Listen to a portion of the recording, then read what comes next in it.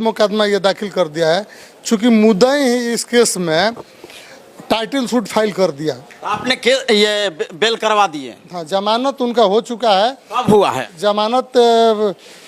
16 तारीख को उनका जमानत हुआ है और इसके बाद में वो कभी जेल नहीं जाएंगे, इसलिए कि उन्होंने कोई फ्रॉडबाजी सूचक के साथ में नहीं किया। देखिए, सबसे बड़ी खबर आरती न्यूज पर बता रहे हैं, खेसारी लाल यादव कभी भी जेल नहीं जा सकते हैं, ये वकील साहब के कहना है। क्योंकि कई मीडिया कर्मी में खबर चल रहा है कि जेल जा सकते हैं खेसारी लाल यादव, लेकिन कभी भी खेसारी लाल यादव जेल नहीं जा सकते हैं, ये वकील साहब के कहना है। क्या सही बात है ना? ये सही बात है, वो नहीं जाएंगे इसलिए कि टाइटल सूट खुद मुद्दई टाइटल सूट में चला गया है।